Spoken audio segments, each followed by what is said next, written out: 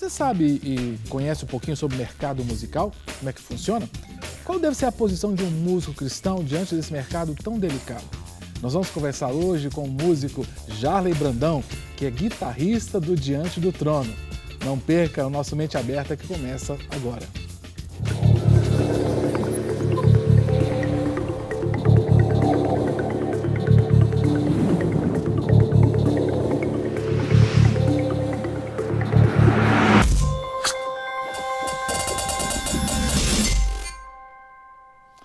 E você é o nosso grande convidado no programa Mente Aberta. Você nos ajuda mandando perguntas, sugerindo temas. Pode entrar em contato com a gente. Você vai ver na parte inferior da tela aqui todos os nossos telefones de contato, canais de interatividade pela internet. Mande a sua pergunta, a sua sugestão de tema. Nós vamos olhar com carinho e, quem sabe, num dos próximos programas, o seu tema vai ser tratado aqui. O tema de hoje é um tema muito interessante. Nós vamos falar sobre o mercado musical, sobre a questão dos ministérios cristãos que trabalham com a área de música. E nós convidamos um dos músicos do Ministério Diante do Trono, o guitarrista, nosso querido Jarley. Jarley, seja muito bem-vindo, querido, ao Mente Aberta. Muito obrigado, Cássio, pelo convite. É um prazer estar aqui com vocês, todos aí de casa. O Jarley sempre viu já você lá no Diante do Trono, essa cara de Jesus Cristo. Né? Tem algumas pessoas falam que o Diante do Trono tem uma unção especial porque o guitarrista, né, é Jesus Cristo. Jesus Cristo é o guitarrista. Toca a guitarra no Diante do Trono. Agora você está no Diante do Trono há quanto tempo, Jarley? Tem bastante tempo. Eu estou no Diante do Trono desde 2008. Eu ainda estudava no CTMDT quando recebi o convite para ingressar ao ministério.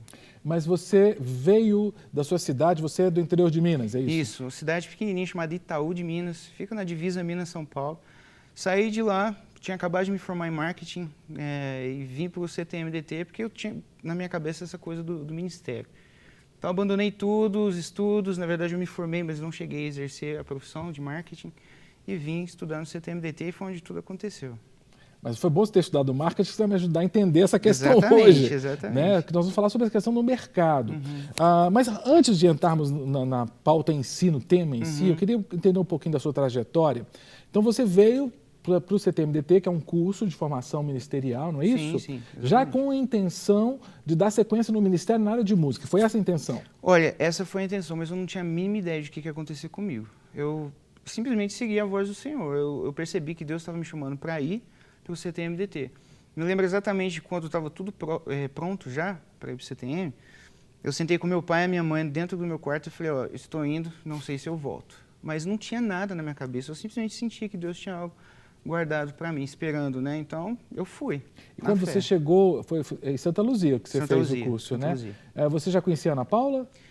Só de ouvir falar, né? Sim, na TV e tudo. Sim, já conheci. Mas como é que foi o convite para você vir para o Diante do Trono? Porque eu fico imaginando, Jarley, é óbvio, nem todos são grandes guitarristas como eu sou. Não entendo nada de guitarra, mal toco violão. Mas assim, eu fico pensando, tantos guitarristas que existem no Brasil, né, gostaria tanto de poder participar desse ministério, tantos guitarristas que tem no CTMDT, que vêm estudar. Como é que foi, assim, como é que te descobriram lá?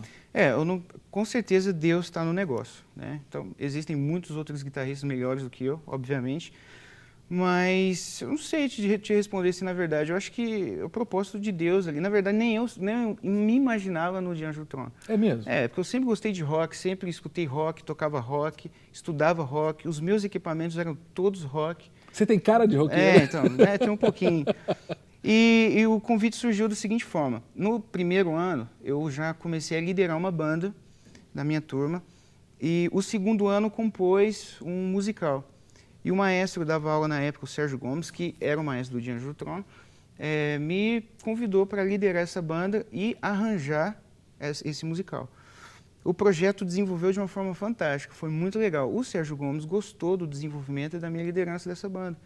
Então ali eu percebo que assim, ele ficou de olho, né? Ficou de olho. E quando eu voltei no segundo ano, já depois das férias, bem no comecinho ele já me convidou para ir gravar. Ele falou, Gero, eu estou te convidando para ir gravar em Recife, não estou te convidando para entrar no Diante do Trono. Se isso vai acontecer ou não, é com o decorrer da história. E isso foi em 2008. E você já era casado? Não. Minha esposa estudou junto comigo, né? A gente só trocava uns olhares assim, mas aí a gente ainda nem namorava ainda. Rapaz, Deus te ama, né? Deus te deu a esposa do ministério. Deu tudo. E você não imaginava. Pela graça, não imaginava. Mas aí eu fico pensando, o jovem sai lá de Itaú de Minas, né, conversa com os pais, pai, mãe, estou indo para o seminário, vou fazer um curso, né, ministerial. Os pais devem ficar com o coração apertadinho, Demais. porque todo pai quer que o filho tenha sucesso profissional, sucesso familiar. Né? Mas não quer que saia debaixo da asa, né? Não quer que saia debaixo da asa. Óbvio. Agora você vê, como você disse, né, nas mãos do Senhor. Você não tinha noção do que ia acontecer contigo. Nenhuma. Agora, você é um homem hoje que é casado, não é? Tem que sustentar sua família, Sim. não é isso? Como é que você faz para se virar, então, sendo um músico, um ministro na área de música? Porque é difícil ser músico no Brasil, né, Jarley? É muito difícil ser músico no Brasil, no meio secular, fora da igreja, e mais difícil ainda dentro da igreja por alguns paradigmas que foi, né, construído. O músico, na verdade, eu tenho assim um pouco de pavor de conversar com alguns músicos que falam ser músico não dá para viver, ser músico você vai passar fome, muita se você depressão. é músico... isso vem das coisas antigas, né? As pessoas antigas falavam, se o filho quisesse ser um músico, meu Deus, isso era uma tristeza para a família. Mas o músico, como qualquer outra profissão, ele precisa se adequar de uma forma profissional dentro do mercado dele. E aí que está o problema, porque o músico, na maioria das vezes, ele é autônomo. Então, se ele não se cobrar, se ele não se organiza, Sim. se ele não cria um sistema onde ele vai conseguir se colocar, se posicionar bem e criar a sua marca, criar a sua identidade e ter o seu valor, ele com certeza vai ser um músico, vai sempre depender de outra pessoa, sempre vai depender de sorte ou de alguém estar fazendo um favor, e ele não cria os caminhos e as possibilidades que ele possa desenvolver o seu sustento. Exatamente. Entendeu? Mas no seu caso, inclusive é bom a gente conversar, eu não preparei nada com o Jarley do que eu estou perguntando. Daí ele falou, pode perguntar, Cássio, fica tranquilo, não vai me apertar. Então vou perguntar. Eu acompanho o Diante do Trono desde o início, né? Porque desde o início do ministério, do primeiro VHS, da fita cassete ainda, né? Sim, sim.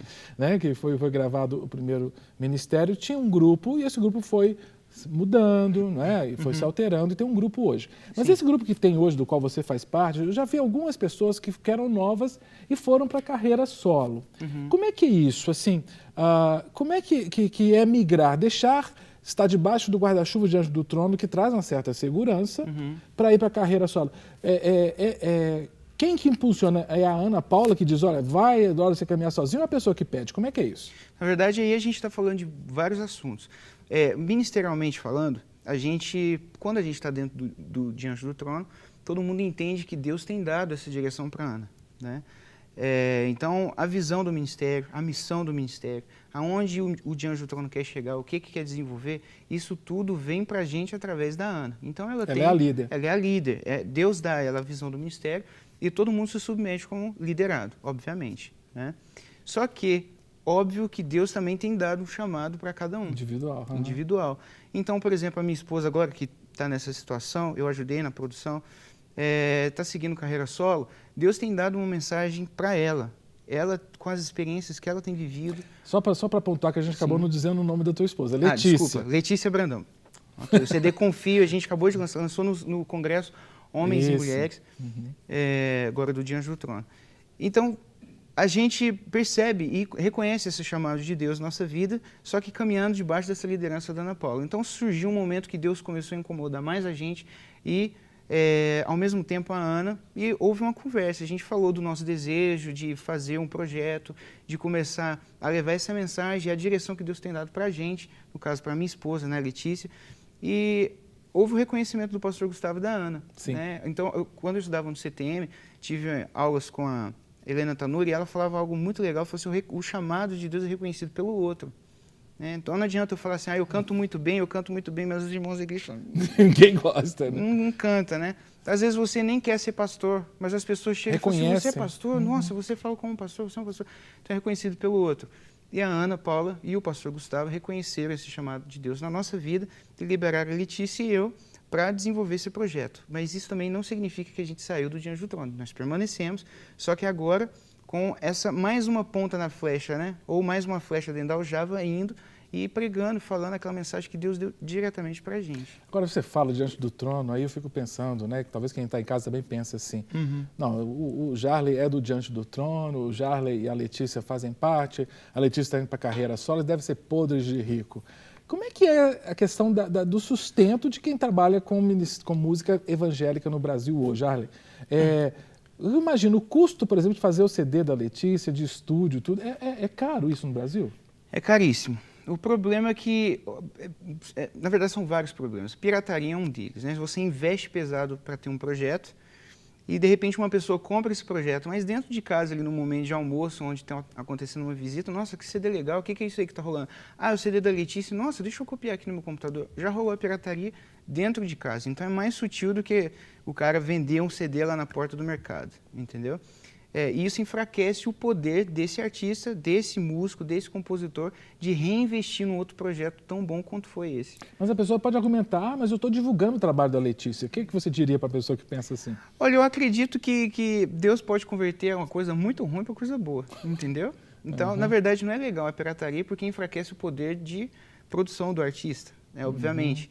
Mas o lado positivo é que divulga. Então, assim, como a gente também nem tem controle disso, eu não sei o que as pessoas estão fazendo dentro de casa. Então, a gente prefere, assim, já que eu não consigo controlar isso, pelo menos as pessoas estão ouvindo. Né? Isso você entrega para Deus. Isso entrega para Deus. Agora, e cada um mas vai vive de quê, por exemplo, uma cantora? Né? A Letícia começou o trabalho dela, agora eu vi o congresso e tudo. Né? De venda de CD ou de apresentação? Como é que é o normal do músico evangélico? Bom, existem músicos e músicos, né? No caso da Letícia e eu, além de tocar no Diante do Trono, desenvolver agora o projeto da Letícia, eu produzo, eu faço workshop, tanto de guitarra, eu dou palestras, entendeu? Eu dou consultoria sobre a parte do music business, né? Como você fazer os registros, como gerar um ISRC, como você gerenciar a sua marca, como você, enfim, se posicionar no mercado. Então, existem muitas formas do músico se sustentar. Correr atrás do sustento. Sem ficar podre, entendeu? Sem se corromper. Mas espera aí, o que é ficar podre? Como é que um músico evangélico pode ficar podre e se corromper? O músico, acredito que seja de cada um. Por exemplo, eu sei o que Deus quer de mim, entendeu? Então, a partir do momento que eu fizer fora daquilo que Deus quer de mim, eu acredito que eu já me corrompi. Mesmo que outras pessoas possam estar olhando para mim e falar assim, não, tudo normal, tudo original, tudo legítimo. Né? Então, vamos supor, eu acredito que tem pessoas que sempre me fazem esse tipo de pergunta. Jair, e aí, tocar no meio secular pode ou não pode? Jair, eu posso ouvir música não cristã? Né? E eu sempre respondo da mesma forma. A minha opinião é igual a do seu pastor. Por que eu falo isso? Eu tenho professores, que eu estudo até hoje, que atuam no meio secular e é influência. Né? Inclusive, eu já vi outros músicos na apresentação falar assim, aqui está o pastor fulano de tal. Por que está chamando essa pessoa de pastor? Porque ele dentro, nos bastidores, com certeza ele está sendo uma influência. Correto? Por outro lado, tem pessoas que querem atuar nesse lugar, mas não têm capacidade, não têm estrutura para estar ali. Então, quem conhece melhor do que o pastor dessa pessoa? Entendeu? O pastor sabe, ele conhece no dia a dia e fala, não, você tem que ir mesmo, porque você vai ser luz ali. Ou, meu filho, não vai, porque você não vai suportar, você vai cair, então não vai. Então, às vezes eu percebo as pessoas me fazendo esse tipo de pergunta para ter um respaldo para falar para o pastor, para o líder, o Jair falou que pode. Eu não falo nem que pode, nem que não pode. Perfeito. A minha opinião é igual a do pastor. Você referenda a autoridade espiritual da vida. Até porque eu estou indo embora. Eu estou num lugar, vou numa igreja em outra cidade e eu falo ali durante algumas horas e vou embora. Quem vai cuidar dessa ovelha é o pastor dele. Já pensou jogar um pepino desse na mão do pastor? Não, pode ouvir. Aí o pastor não concorda. Não, mas o Jair esteve aqui e falou que pode. Aí vira um problema e é ruim para todo mundo. Agora, Jarley, você falou, até quando eu estou na igreja e tudo, há muitas críticas. E quando eu acabo viajando para dar palestras pelo Brasil e tal, em igrejas, já fui em igrejas, por exemplo, de outros estados, que as pessoas criticaram muito, assim, veio tal cantor evangélico, cantor gospel, veio tal banda evangélica, banda gospel, e cobrou muito caro, e pediu hotel X estrelas e coisas do tipo. Esse tipo de crítica procede? Tem gente mesmo aí no mercado evangélico cobrando cifras astronômicas? Ou isso é intriga da oposição? Não, com certeza tem. Né? Tem. Até eu estava conversando com um produtor alguns dias atrás, ele falou tem coisa ruim no meio secular? Tem. Tem coisa ruim no meio evangélico? Infelizmente tem. Não devia, mas tem. Só que existem situações e situações. Vou dar um exemplo. Já recebi convite para a gente ministrar em algum lugar e eu estava com uma equipe. Então, eu estava como responsável de uma equipe de cerca de 5 pessoas. Então, essas pessoas confiaram em mim. Você pode viajar comigo? A gente vai ministrar em tal lugar, sim e tal. Podemos.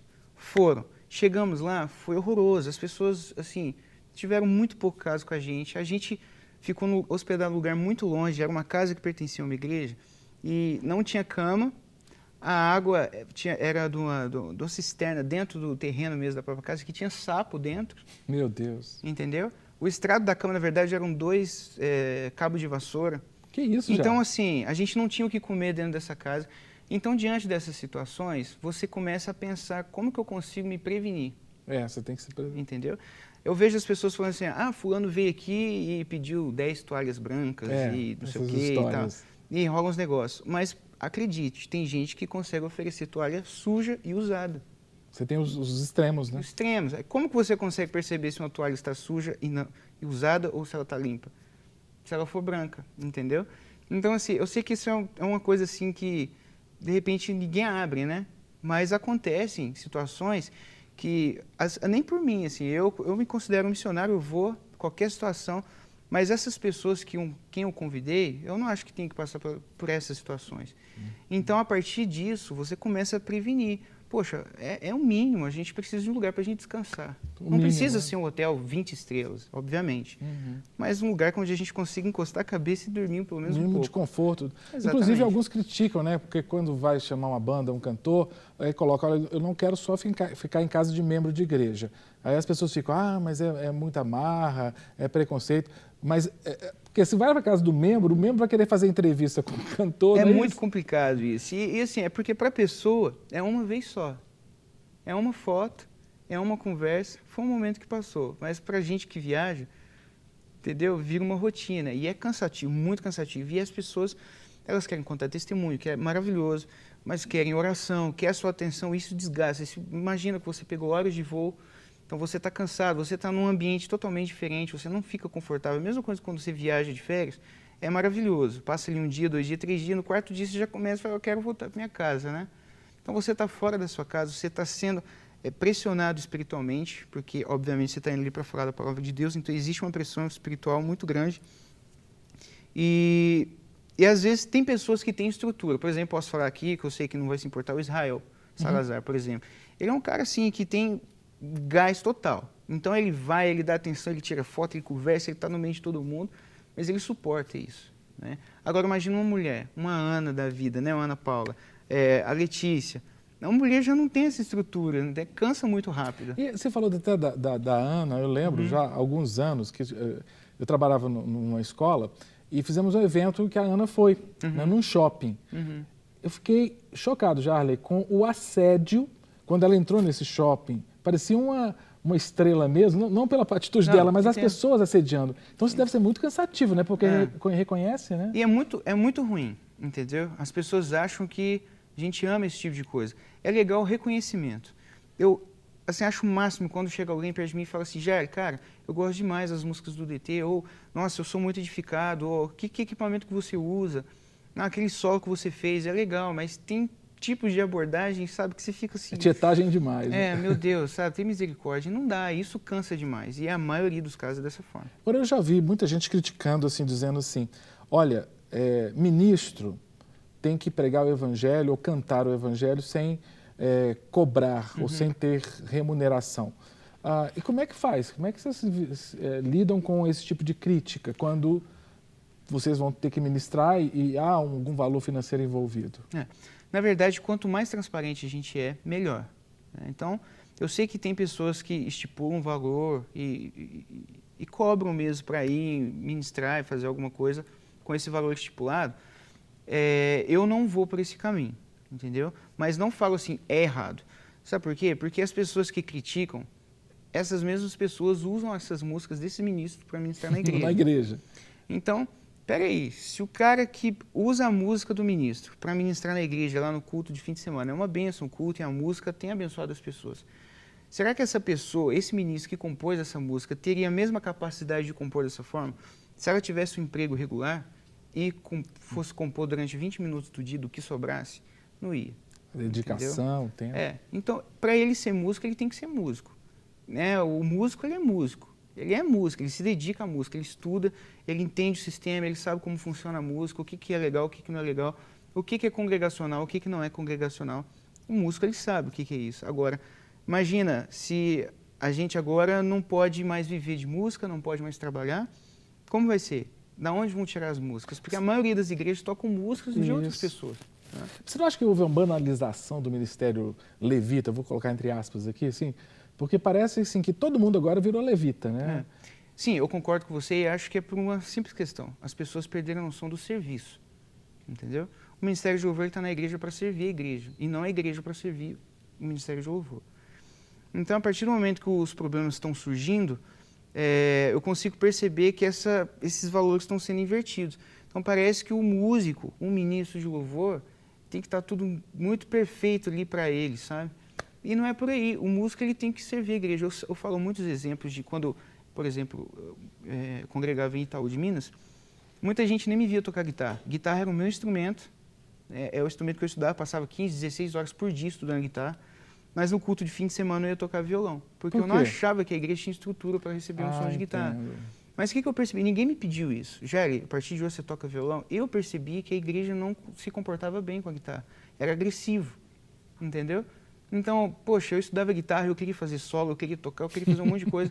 Mas como que eu sirvo melhor a igreja? É com violão? Então vamos tocar violão. Agora, você mencionou uma questão interessante, me fez lembrar de um depoimento, um vídeo que eu vi há algum tempo, de um cantor evangélico, falando sobre essa questão da evidência. Você falou solo de guitarra. O solo de guitarra, ele aparece muito, né?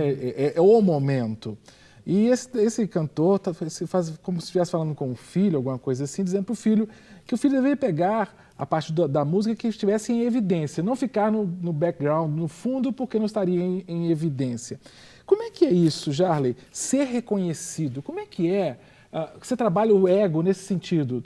Eu vou ser o segundo, não vou ser o primeiro. Você entende essa questão? Como é que você trabalha isso? Olha, a gente tem que ter pastor, entendeu? Tem alguém para puxar a orelha, porque a gente é humano. Não vou dizer aqui que eu sou perfeito, que eu não tenho os meus defeitos. Obviamente, eu tenho que estar sempre cuidando para não ter inveja, para não ter orgulho, entendeu? Para a soberba não crescer. Eu preciso de um pastor. Pastoreio. Eu preciso de pastoreio. Agora, os órgãos mais importantes do corpo humano são aqueles que não aparecem. Né? Entendeu? Isso não significa que você tem que estar em evidência. Na verdade, muitas vezes, o peso da responsabilidade de você estar à frente te faz querer não estar ali. A gente tem consciência que o rigor, quando Jesus for tirar conta da gente, for pedir prestação de conta, for arguir as nossas ações, nós que estamos à frente, ele vai cobrar a gente com muito maior rigor. Diante dessa palavra, que isso é bíblico, está lá na Bíblia, a gente pensa, poxa, então eu não queria estar aqui. Aí Deus fala, não, você tem que estar. Então, você está entendendo como que os valores mudam? Não é a gente que fica assim, não, eu quero estar lá. Muitas vezes a gente fala, eu não quero estar lá, e Deus põe a gente coloca. Lá. E aí que eu acho que chegamos num ponto que para mim é muito importante, daqueles que estão em ministérios de frente. Né? Muita gente está vendo a gente, ouvindo a gente agora, está sendo colocado, às vezes na área de música, às vezes na área de pregação, né, em evidência. Que conselho você poderia dar para um jovem, por exemplo, que está pensando, olha, eu quero me preparar melhor, eu quero ir talvez para um seminário, fazer um curso de teologia, eu quero ir para o CTMDT, fazer um curso na área de missões, na área de música. Que conselho você daria para esse jovem para que ele possa dar o passo correto e não achar o seguinte, olha, eu estou indo lá, mas eu vou virar membro do Diante do Trono. Qual que é o conselho que você daria? Bom, o conselho que eu dou para um jovem que almeja um ministério, seja pregando, seja cantando, seja tocando, é para levar muito a sério o que você faz. Se você quer ser um músico, obviamente, estude para valer, se dedique ao máximo, entenda não só a música, mas o que está por trás da música, como funciona o mercado musical, o que é certo, o que é errado, o que é direito, o que não é direito, aí você vai saber até onde você pode ir, se você sonega, se você não sonega, você vai até ter mais consciência para fazer o correto. Se você vai ser um ministro, dedique-se à palavra, leia muito, leve a sério, entendeu? E procure em Deus qual é a direção dele para você não se perder diante de tantas coisas que estão, né, nos cercando por aí. Então, meu conselho é esse, permanecer firme em Deus, buscar em Deus e levar a sério o que vai fazer, não ir de qualquer forma. Momento conselhos aqui no Mente Aberta. Agora eu estou pensando numa outra questão, dentro dessa área mesmo, outro conselho. Você falou e eu fiquei pensando, meu Deus, a questão de baixar música da internet, por exemplo, que está no YouTube ou está num outro link lá, no outro site, de uma banda evangélica, de um cantor evangélico, sei lá. Isso aí acaba sendo pirataria, pelo que eu entendi. É pirataria. E não só de quem é evangélico, de qualquer música. Qualquer música. Qualquer música. Qual que é o cuidado que a pessoa tem que ter? Qual que é o critério que ela tem que ter para saber se ele pode ou não pode baixar? Tem música que é de domínio público? As músicas do gênero do turno são de domínio público? Não. Como é que é isso? A música, para ela fazer parte do domínio público, ela tem que ter anos depois da morte do compositor. Então, talvez, eu não sei te dizer muito bem aqui, não sei se são 70 anos, mas enfim, para não falar, né, o que não é correto, eu prefiro... exatamente eu não sei, mas são anos após a morte do compositor.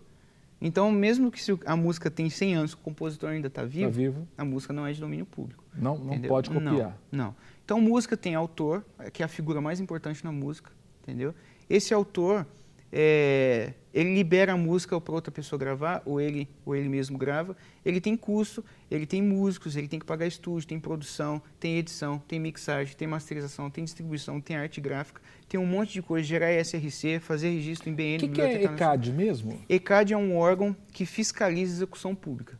Por exemplo, uma TV, uma rádio, executa música de um cantor, de um músico, que seja, o ECAD vai fazer o recolhimento de direito autoral e distribuir. São 9 associações que representam o ECAD. O ECAD passa esse dinheiro para as associações e a associação distribui para o filiado. Está valendo para a música evangélica? Que tem evangélico que Todo pensa mundo. ECAD e não pega a música evangélica. Pega sim, entendeu? Então, por exemplo, eu compus uma música, a minha música está tocando lá em Manaus, por exemplo, eu nem estou ouvindo a música. Se o ECAD for fiscalizar, o ECAD vai requerer, né, o direito autoral, vai recolher, vai passar para a minha associação e a minha associação vai me Mas pagar. quando você diz tocando em mídias. Rádio, mídia, TV. Tocar na igreja não tem problema. A igreja é isento. Oi, na igreja não? A igreja não. Houve uma discussão um tempo atrás que a igreja fosse entrar no rol de quem tivesse que pagar direito autoral. Imagina, a igreja toca Diante do Trono, Fernandinho, toca todo mundo, ia ter que pagar direito autoral, entendeu? Então, graças a Deus, não é. A igreja é livre, não precisa pagar direito autoral. Para terminar, uma pergunta rápida aqui. Se a música tocasse, uma música sua, tocasse numa igreja que não é evangélica, você se sentiria muito incomodado? Uma igreja que não é evangélica?